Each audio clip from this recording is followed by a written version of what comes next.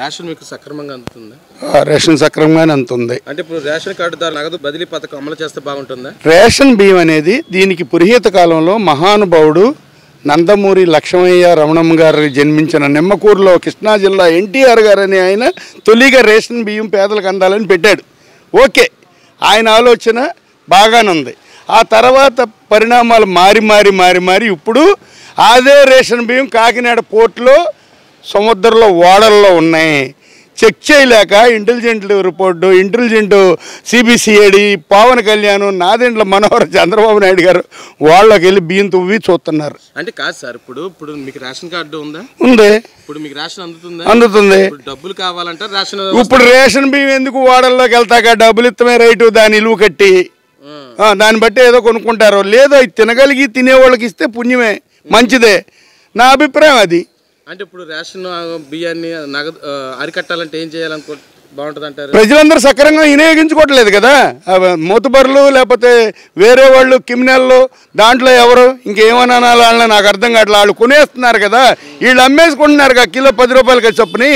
అవి అమ్మేసుకుంటే కాకినాడ బోట్లకి వెళ్ళిపోయి విదేశాలకు వెళ్ళి కిలో వచ్చి 100 రూపాయలు 200 అమ్ముతున్నాయి కదా. ఇక్కడ బియ్యం బదులు నగదు ఇస్తే రేషన్ బియ్యం చెక్ పెట్టచ్చు అంటారా? పెట్టచ్చు, నగదిస్తే చెక్ పెట్టచ్చు. కానీ నిరుపేదలు అదే బియ్యం తినే వాళ్ళకి ఇబ్బంది అయింది. మళ్ళీ ఈ రెండు అభిప్రాయాలు కూడా చెప్పాలిగా. ఒకటే చెప్తే ఎలాగా? జరుగుబాటు ఉన్నోడు రేషన్ బియ్యం వద్దు, డబ్బులు ఇస్తే చాలు. జరుగుబాటు లేనివాడికి రేషన్ బియ్యమే వాళ్ళ భోజనం. ఇది మహానుభావులు ఎప్పుడో పెట్టారు కానీ అది ఇప్పుడు చేయట్లేదు కదా. ఈ రాజకీయ నాయకులు కొనేయ వైఎస్ఆర్సీపీ వాళ్ళు ఆ రోజుల్లో పెట్టిన స్కీములన్నీ వీళ్ళు మార్చేసి అవి కొనేసి ఆ కోళ్ళపరాలకి అనేక రకాలుగా చేపల చెరువులకి ఇంకే రకరకాలుగా చేస్తున్నారు కదా. మరి అది కరెక్ట్ కాదు కదా. దాని మీద చెప్తే ఇది డబ్బులే రేటు. గతంలో ఏంటంటే ఒక చోట ఎక్కడో బండి పెట్టేవాడు, అక్కడికి వెళ్ళి లైన్లో పెట్టేవాళ్ళు. ఇక ఆడొచ్చిన టయానికి ఆ బండి వచ్చిన టయానికి కాపలా కాయాలి మేము. ఇప్పుడైనా ఇక ఈ నెల సంక్రాంతి నుంచి మారుస్తున్నారు అంటున్నారు. మారిస్తే రేషన్ డీలర్లకు ఇస్తే కనుక ఇబ్బంది ఉండదు. ఈ కొద్ది కూడా రేషన్ కార్డుదారులకు నగదు బదిలీ చేస్తే బాగుంటుంది అంటారా? నగదు కంటే అండి బియ్యం ఇవ్వటమే కరెక్టు. ఎందుకంటే చాలామంది బియ్యం వాడుతున్నారు.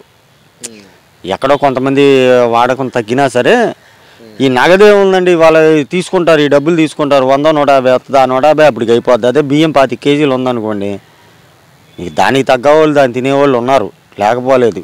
కాకపోతే ఈ మధ్యకాలంలో చూస్తున్నాక ఈ బయటికి వెళ్ళిపోతున్నాయి, ఎక్స్పోర్ట్ అవుతున్నాయని. ఏంటంటే ఆ టైంలో ఇక ఎంత మనం ఇది చేసుకున్నా సరే ఈ దొంగలు ఉన్న చోట ఆగదు. కాదు, రేషన్ బదులు నగదేస్తే ఇది దందాకి చెక్ పెట్టచ్చు అంటే అబ్బాయి ఏం అవ్వదండి. అది చెక్ పెడతాం కుదరదులే. కానీ కాకపోతే ఏంటంటే రేషన్ బియ్యం తినేవాళ్ళు కూడా ఉన్నారు. వాళ్ళకి డబ్బులు ఇచ్చారనుకో 150 రూపాయలకి ఏమవుతుంది బియ్యం? 3 కేజీలు వస్తుంది, 4 కేజీలు వస్తుంది మహా అయితే. అదే 25 కేజీలు ఎత్తున్నాడు ఇంట్లో మనిషికి. ఆ 25 కేజీలు అంటే బస్తా. ఆ 25 కేజీలు ఒకవేళ తిన్నోడు ఏం చేస్తాడు? ఈ పండగలకు వాటికి మన పిండి వంటలు వండుకుంటారు, మన ఇడ్లీ పిండి చేసుకుంటారు, అట్టు పిండి చేసుకుంటారు, రకరకాలు చేసుకుంటున్నారు. కాకపోతే ఏంటంటే కొద్దిగా ఈ డిస్టర్బెన్స్ ఎందుకు వచ్చిందంటే ఈ మాఫియా తయారైంది కదా.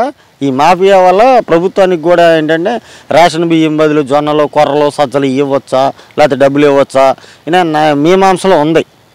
మీ మనసులో అప్పుడు రేషన్ దందాకి చెక్ పెట్టాలంటే ఏం చేస్తే బాగుంటుంది అంటారు? రేషన్ దందాకి చెక్ పెట్టాలంటే ఏం లేదండి, దందా చేసి దొంగలను పట్టుకుని లోన్ అయ్యాలా, వాళ్ళకి సహకరిస్తున్న అధికారులు తాట తీయాలా. ఈ రెండు వదిలేసేసి బియ్యం ఇవ్వనా డబ్బులు ఇవ్వనా అంటే ఏం లాభం?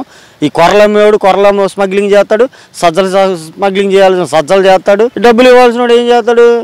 ఆ బియ్యం ఇప్పుడు పండిస్తున్నారండి పంట రైతులందరూ ఏమైపోతారు? రేపు పండించే రైతులు ఉన్నారా? ధాన్యం పండించే రైతులు నువ్వు బియ్యం ఆపేస్తావు ఇవ్వటం. ఈ బియ్యం ఆపేస్తే ఈ పండించే రైతుల పరిస్థితి ఏంటి? దేని మీద బతుకుతారు? లేక వాళ్ళు వ్యాపారాలు చేయలేరు, ఉద్యోగాలు చేయలేరు. వాళ్ళు తెలిసిందేంటి? వ్యవసాయం. ఆ వ్యవసాయం మీదే చెయ్యాలా. ఆ వ్యవసాయాన్ని దొంగతనం చేయకుండా అరికట్టి మార్గాలు చూడాలి తప్పితే బియ్యం ఆపేస్తా డబ్బులు ఇస్తానంటే అది కరెక్ట్ కాదు. ముందు పట్టుకోండి, దొంగలను పట్టుకోండి.